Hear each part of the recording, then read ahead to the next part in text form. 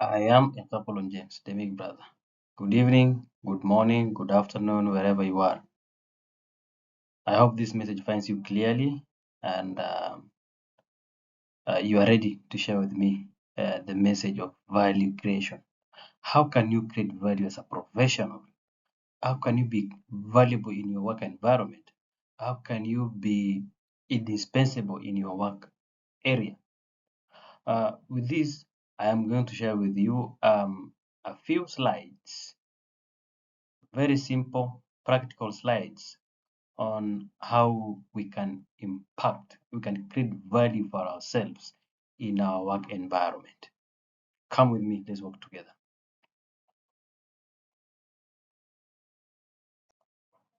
So I want us to start by introducing what we call value creation. What is value? What is value creation now?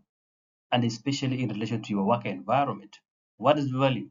So value creation means using your skills, your knowledge, and efforts to make a positive difference for your employer, clients, or community. Yeah.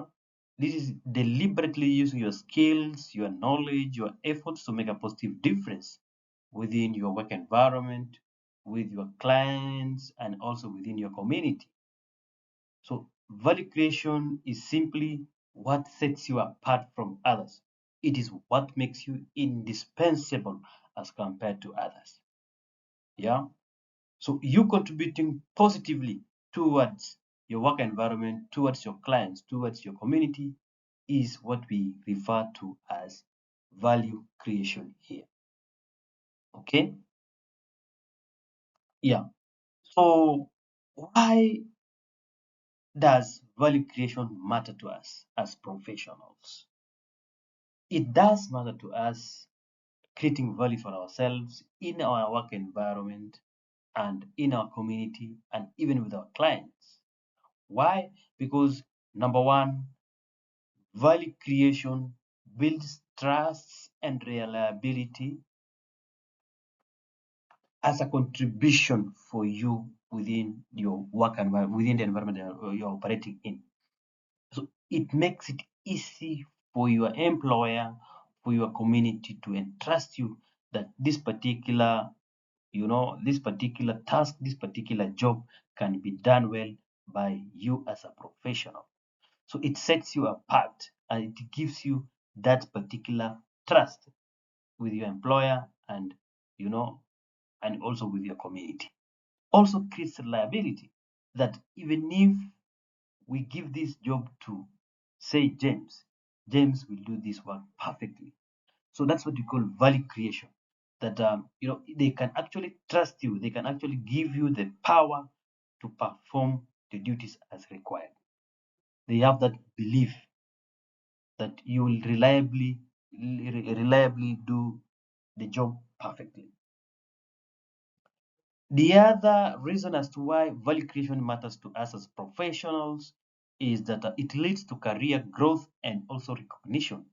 By building trust and by you being reliable, your employer will actually see that you do this work perfectly well, and you can actually be entrusted with some more other responsibilities.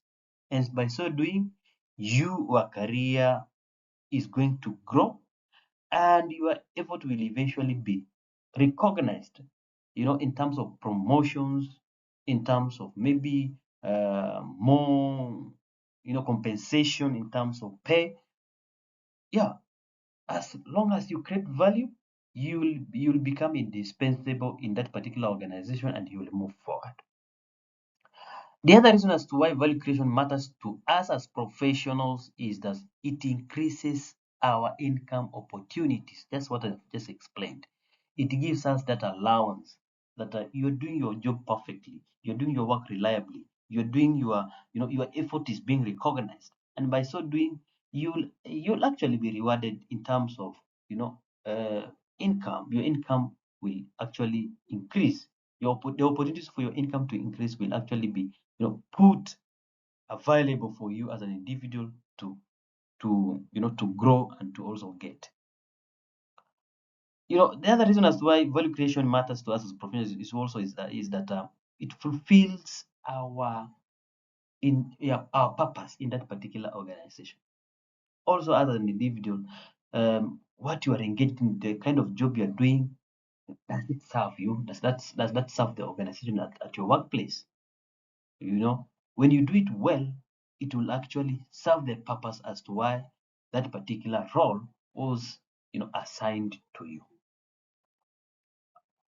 So, what are the steps that we can undertake for us to increase our value in our work environment? Step number one is that we have to know our strength. What are our strengths? Our strengths are our pillars. What actually we can do better as compared to others. We can do this by identifying what we do best. What is it that we can do perfectly that even our bosses can, can appreciate us for what we've done. So that's the first step that you take when you want to know your strength. Identify what you do, you do best. The other thing is you can ask for feedback. Feedback is feedback, can be negative, can be positive, as long as you use it to your advantage. When you do your duty or you do your work perfectly, the kind of feedback you would also get most likely is going to be a positive feedback. And even if you are not going to get the positive feedback, you can as well use that particular feedback you're given, even if it's unfavorable. You can use it to your advantage. You can use it to improve further what you've already been doing as a professional within your work environment. In your knowing your strength, you can also try to focus on your unique contribution. What is it that is I can do better as compared to others? What is it that I'm indispensable about? Yeah. So as a professional, that's the first step that you undertake, to create value within your work environment. So the next step is that you need to understand the needs, the job needs around you as a professional, so that you are able to to contribute fully to that. What does your employer want? What does your customer want? How can you help your community? So you need to have the knowledge of the need, yeah, within your environment. What does your employer want? If they want increase in sales or in revenue, how can you work towards that? If your customer need a better placed product, how can you improve it? How can you better place it? Yeah. Well, if your community needs some some support in terms of cleaning, in terms of organizing, in terms of planning, how can you do that to the best of your ability? You can only do that by understanding the needs around you. Yeah. What problems need solution within your organization? Or what problems need solution within your work environment? What problems need solution within your community? What problems need solution within your clients or your customers?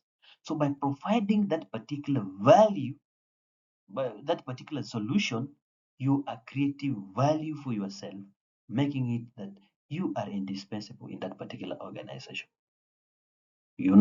Value creation always has a positive, bearing in you as a professional. As a professional, you also need to be observant within your working environment. You need to be observant. Identify in your pursuit of understanding the needs around your work environment. You need to be observant and ask questions. Be proactive. Be aggressive. By so doing, you are placing yourself as an important asset to that particular work environment, to that particular client, to that particular community. Okay, so we'll take that as a second step towards value creation for yourself within the community. The third step that that you also take, to create value for yourself within your work environment, within your community, and within business, is that you need to provide solutions, not just for tasks. You need to provide solutions, not just you completing your work. It is you to provide solutions that are necessary when these arise.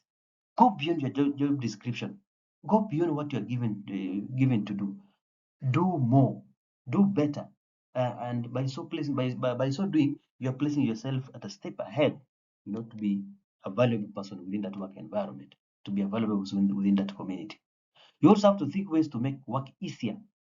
What are the necessary short-term solutions, long-term solutions that we know actually reduce the cost, will that of you working doing that work, that will actually make it easier for you to perform your tasks, that will actually make it faster for you to complete that particular task. And in what way are you going to do it better? Yeah.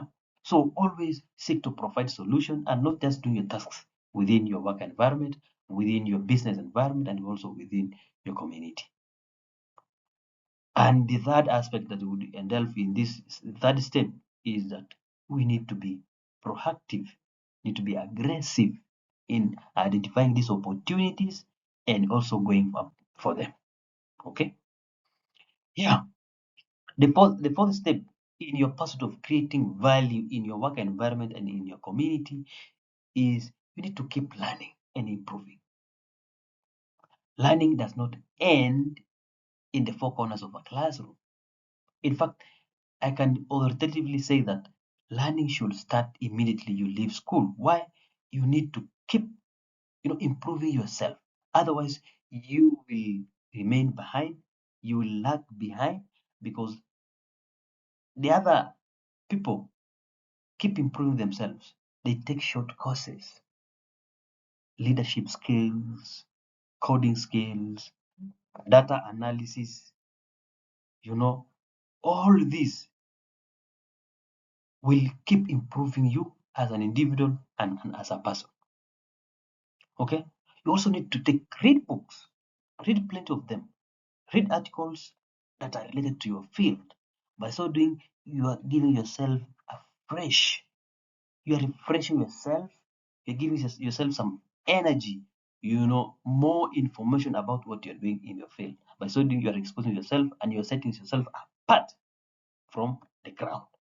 So, in your pursuit of creating value, you keep learning and improving. The third aspect that I would also ask to discuss within keeping learning and improving within your, within as you pursue value creation, is that you need to learn from mentors and mistakes. There's a quote somebody has said somewhere that I was able to see far by standing on the shoulders of my mentors. Mentors are pillars.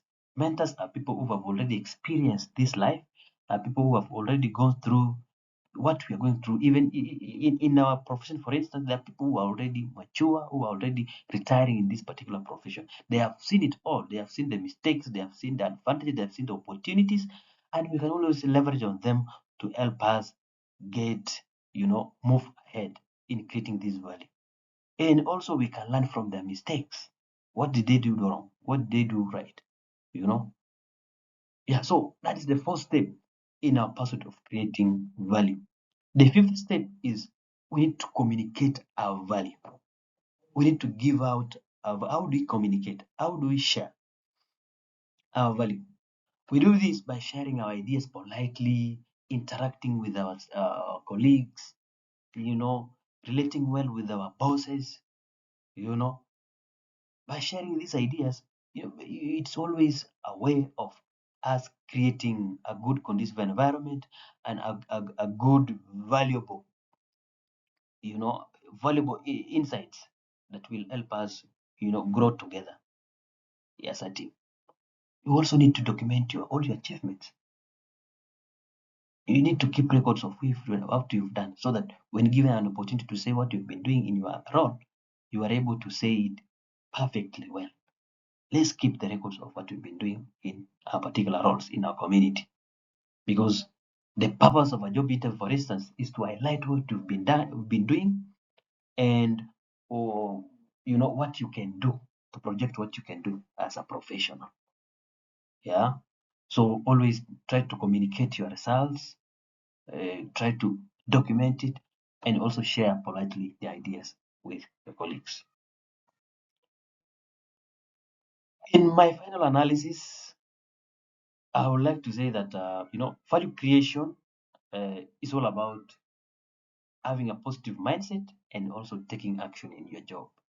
There are so many distractions within our work environment that sometimes we're not able to, to show our value in the work environment or in our community. So let's have a positive mindset and also to always take action. The best way to do something is to start doing it. The best way to start is to start. And the best way is to take action. Action is king. Just as cash is king, action is king. It's always good to start with small steps. These steps will always compound to, a value, an indispensable value. It will make a bigger difference within your work environment. So I urge you to be consistent, to be intentional and passionate in whatever you are doing. Have a good time. Thank you for listening.